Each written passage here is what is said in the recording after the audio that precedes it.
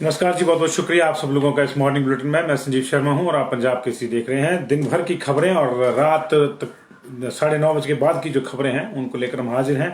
आज देश में क्या होने वाला है, देर रात तक देश में क्या हुआ, इस सब की चर्चा देंगे। बाकी जिन खबरों पे आपका ध्यान रहना चाहिए, जिन खबरों पे आपका संज्ञान होना चाहिए, उनकी भी चर्चा करेंगे। सबसे बड़ी खबर यह है इस वक्त की कि हिमाचल की बेटी रुबीना दलैक ने बिग बॉस का 14 का जो एपिसोड है वो जीत लिया है। वो विनर हुई है जी। बिग बॉस 14 एपिसोड जो एडिशन था उसकी विनर है वो। 140 दिन तक चली तीखी बहसों, लड़ाइयों और ड्रामे के बाद रुबीना दलैक, राहुल वैद, अली गोनी, निक्की तंबोली और राखी सावंत फाइनल में पहुंचे थे। राखी ने ऑप्शन में दिए गए 14 लाख रुपए लेकर शो छोड़ दिया और वहीं अली गोनी को सबसे कम वोट मिले, इसलिए वे शो से बाहर हो गए। और आखिरी एलिमिनेशन में निक्की तंबोली भी बाहर होगी और अंततः हिमाचल की बेटी रुबीना दलैक इसको जीतने में कामयाब हुई। और इसके बाद से ना सिर्फ देश में बल्कि हिमाचल प्रदेश में खास तौर से खुशी का माहौल है। पूरा हिमाचल प्रदेश झूम रहा है। तो ये इस वक्त की बड़ी खबर है। दूसरी बड़ी खबर है कि हिमाचल प्रदेश के इस खुशी में झूमने के साथ साथ ही मौसम भी थोड़ा सा झूमने के अंदाज में आ गया है। पिछले कल से पश्चिमी विक्षोभ एंटर कर गया था हिमाचल प्रदेश में। आज से उसका असर दिखना शुरू हो गया। अधिकांश इलाकों में इस समय बादल छाए हुए हैं। ऊपरी इलाकों में बर्फबारी का माहौल बना हुआ है और मध्यम पर्वतीय जो क्षेत्र है वहां पे हल्की बारिश और ओलावृष्टि होनी शुरू हो गई है। कई क्षेत्रों से खबरें इस तरह की आ रही हैं। मौसम विभाग का जो शिमला का कार्यालय है उन्होंने 3 दिन पहले ये अलर्ट जारी किया था कि 21 से 25 के भीतर प्रदेश के अलग अलग हिस्सों में मौसम खराब रहेगा। इसमें जो ऊपरी इलाके हैं हिमाचल प्रदेश के, जनजातीय इलाके, किन्नौर, लाहौल, भरमौर वाले इलाके, वहां पे लगातार 21 से 25 के बीच में लगातार रुक रुक बर्फबारी और बारिश का अलर्ट दिया गया था। मध्यम पर्वतीय ऊंचाई वाले क्षेत्रों में कहीं बारिश, कहीं बर्फबारी तो कहीं ओलाबारी की चेतावनी थी। और जो मैदानी इलाके हैं वहां 23 और 24 को खास तौर से बारिश, ओलावरी और अंधड़ की चेतावनी दी गई है। तो इस बारिश का हिमाचल प्रदेश के जो निचले इलाकों के किसान हैं जो गेहूं की बिजाई करते हैं उनको बेसब्री से इंतजार है और वो इसका इंतजार कर रहे हैं। तो 2 चीजें हैं, एक तो रुबीना दलैक के बिग बॉस जीतने की खुशी में हिमाचल झूम रहा है और उधर आसमान पे बादल भी झूम रहे हैं और किसान उम्मीद लगाया हुआ है कि वो बरसेगा तो फिर कहीं सूखे का जो लंबा दौर है वो खत्म होगा और उसको राहतें मिलेंगी। राहतें आम आदमी को भी मिलेंगी अगर ये बारिश होती है तो, क्योंकि अभी जिसको पोलेंस का टाइम है, देवदार, चीड़ के पेड़ों से भारी संख्या में पोलेंस आते हैं। इतने बारीक कण होते हैं कि आपके गले, आंख, नाक, कान में घुसकर आपको बीमार करते हैं। और जिस तरह का कोविड का भी दौर चला हुआ है उसमें ये सबसे ज्यादा खतरनाक मामला हो सकता है और ये कुछ भी आपको ले जा सकता है, वायरल हो जाता है। लोग, बच्चों को भी, बहुत सेंसिटिव होते हैं बच्चे, उनको तो उस लिहाज से भी ठीक है अगर बारिश हो जाती है। तो जिसको हम स्थानीय भाषा में कहते हैं कि सिंदूर गिर रहा है, पेड़ों से सिंदूर गिरना बोलते हैं इसको, जो हल्का पीले रंग के पोलेंस आते हैं उनको हम सिंदूर गिरना बोलते हैं। तो वो भी, उसमें भी कमी आएगी और धूल मिट्टी से भी आपको जो है वो शांति मिलेगी और उससे फिर जो सर्दी से रिलेटेड प्रॉब्लम्स होती हैं उनमें भी कमी आएगी। तो ये 2 बड़ी खबरें। और अगली खबर ये कि वैक्सीनेशन के बाद हुई एक कथित मौत पर, ये कथित हम इसलिए शब्द यूज कर रहे हैं कि अभी ये तय नहीं है कि वैक्सीनेशन से मौत हुई या नहीं हुई है, लेकिन हिमाचल प्रदेश में पिछले कल एक ऐसा मामला आया था जब एक महिला आंगनबाड़ी कार्यकर्ता की मौत हो गई और कहा जा रहा है कि वैक्सीन के बाद उनकी तबीयत खराब हुई और उसके बाद वो लगातार हॉस्पिटल में रही लेकिन उनको बचाया नहीं जा सका, उनकी डेथ हो गई। उसको लेकर हड़कंप मचा हुआ है। स्वास्थ्य विभाग ने अपने स्तर पर जो है जांच बिठा दी है और इनका नाम प्रोमिला है, 55 साल इनकी उम्र है। आईजीएमसी में इनको दाखिल किया गया था। 29 तारीख को इनको वैक्सीन लगी थी हमीरपुर में। उसके बाद 6 फरवरी को इनकी तबीयत बिगड़ गई थी, 5 फरवरी को इनकी तबीयत बिगड़ी थी, 6 को इनको हमीरपुर के मेडिकल कॉलेज हॉस्पिटल में दाखिल किया गया था। उसके बाद 2-3 दिन बाद इनको टांडा भेजा गया था। टांडा में भी इनकी सेहत में सुधार नहीं हुआ तो इनको आईजीएमसी भेजा गया जहां कल इनकी डेथ हो गई थी। उसके बाद अभी ये तो कहा गया है कि इनकी डेथ हो गई है, लेकिन ये नहीं कहा गया है कि इनकी डेथ की वजह वैक्सीन है या कोई और है। ऐसा इसलिए नहीं कहा गया है क्योंकि अभी तक देश में जो 32, मैंने आपको कल भी बताया था, 32 लोगों की इस तरह से मौत हुई है जिनको फर्स्ट डोज ऑफ वैक्सीनेशन लग चुका था और शंका है कि वैक्सीनेशन का कहीं रिएक्शन हुआ होगा। तो उनके मामले में भी अभी कोई फाइनल टिप्पणी जो है वो नहीं आई है हेल्थ डिपार्टमेंट की ओर से। इसलिए ये कहना तो अभी हेल्थ डिपार्टमेंट वालों के लिए मुश्किल है कि उनकी वैक्सीन से मौत हुई, लेकिन घर वालों का कहना है कि उनको कोई दूसरी बीमारी इस तरह की नहीं थी और वो सामान्य रूप से अपना जीवन जीती थी। लेकिन इसी बीच में एक अजीब सा बयान हमीरपुर की सीएमओ साहिबा ने जारी किया है। हमीरपुर की सीएमओ साहिबा डॉक्टर अर्चना सोनी ने कहा है कि प्रतिरक्षा में अक्षम, यानी जिनकी इम्यूनिटी कमजोर है, प्रतिरक्षा में अक्षम गर्भवती यानी प्रेग्नेंट महिलाएं, दूध पिलाने वाली माताएं, यानी लैक्टेटिंग मदर्स, गंभीर बीमारियों से जूझ रहे लोग, हाई रिस्क बीमारियों वाले लोग, उनको जो है वैक्सीन नहीं लगाई, वो वैक्सीन लगवाने से बचे या उनको वैक्सीन नहीं लगवाई जाएगी। अब सवाल यह है कि कोरोना का खतरा किसको है? हमने इसको इसलिए कहा कि अजब बयान है। सवाल यह है कि कोरोना का खतरा किसको है? जिसकी इम्यूनिटी डाउन है।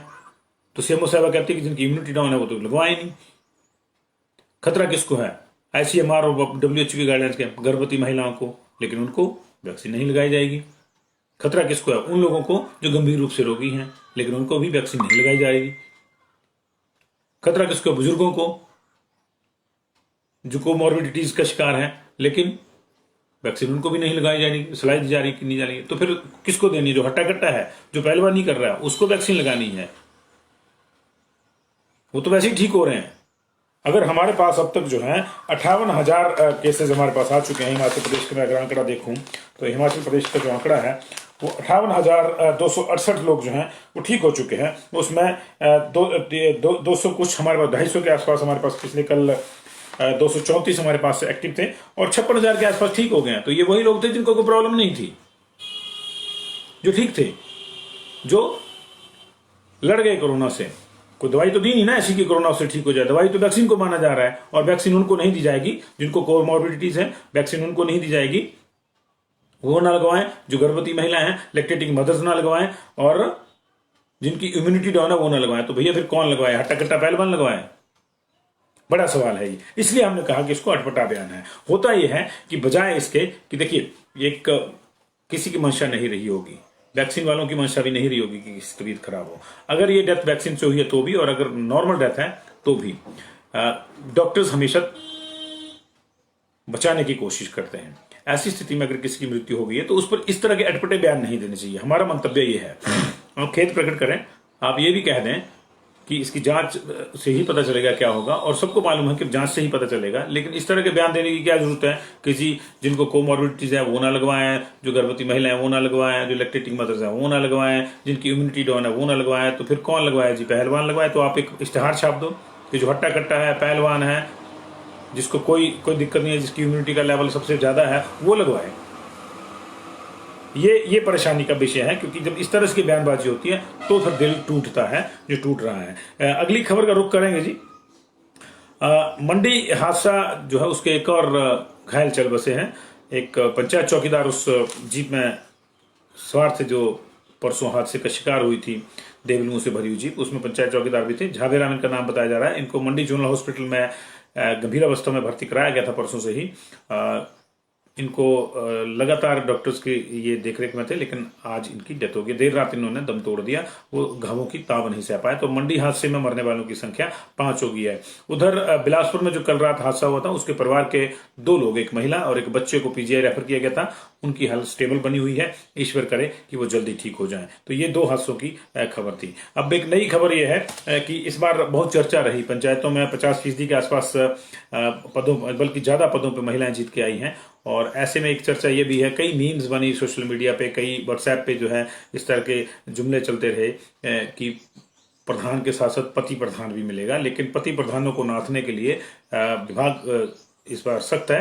पंचायती राज विभाग ने सख्त आदेश दिए हैं कि महिला प्रधानों के पति या उनके परिवार के दूसरे पुरुष सदस्य, कई जगह पिता प्रधान भी हैं, जहां महिला प्रधानों की शादी नहीं हुई है वहां पिता प्रधान भी है, भाई प्रधान भी हैं। तो ये पति प्रधान, पिता प्रधान और भाई प्रधान जो हैं ये बैठकों में हिस्सा नहीं ले पाएंगे, और अगर वो ऐसा करते हुए पाए जाते तो उनके खिलाफ तो सख्त कार्रवाई होगी ही होगी। उन प्रधान साहिबा की प्रधानी भी जा सकती है। तो ये बड़ा फैसला है, और ये इसलिए लिया गया है ताकि जिस उद्देश्य से महिलाओं को पंचायती राज संस्थाओं में आरक्षण दिया गया है कि वो आए, समाज के लिए अपनी समझ से निर्णय लें, वो उद्देश्य पूरा हो सके। लेकिन अगर समझ पे पति, पिता या भाई ही भारी रहेगा तो निश्चित तौर से जो मर्जी हो जाए, लेकिन उस वर्ग का भला नहीं होगा जिस वर्ग का भला करने के लिए उनको प्रधान बनाया गया। उनका अपना वर्ग जो है उसमें पिछड़ा रह जाएगा। उसमें ऐसा कोई नाहक सोच नहीं है, ये बड़ी सोच है। अब बात दूसरी खबर की कहते हैं कि कोरोना के बढ़ते प्रकोप के चलते महाराष्ट्र में हालात परेशानी वाले हो गए हैं, और महाराष्ट्र सरकार ने लोगों को चेतावनी दी है कि अगर वो नहीं सुधरते हैं। 8 महीने का माफ कीजिएगा 8 दिन का समय दिया है मुख्यमंत्री उद्धव ठाकुर ने कि अगर लोग अभी भी मास्क नहीं लगाते हैं, सोशल डिस्टेंसिंग का पालन नहीं करते हैं, तो फिर महाराष्ट्र में एक बार फिर से लॉकडाउन लगा दिया जाएगा। हालांकि लॉकडाउन कोई हल नहीं है, लेकिन ये एक तरीका है संक्रमण को फैलने से रोकने का। लेकिन इसी बीच में पुणे में नाइट कर्फ्यू लग गया है, अमरावती में ऑलरेडी सैटरडे संडे का लॉकडाउन है, यवतमाल में भी एक लॉकडाउन है। और अब महाराष्ट्र के हालात को देखते हुए और जिस तरह से बाकी राज्यों में भी 5 राज्यों में खासतौर से ताकीद जारी करी गई है, पंजाब भी उसमें शामिल है कि आप थोड़ा सख्ती बरतें। उसके बाद अब केंद्र ने एक और बड़ा फैसला दिया। केंद्र ने सभी राज्यों को ये आदेश दिए हैं कि वो RT-PCR जांच उनके लिए अनिवार्य है।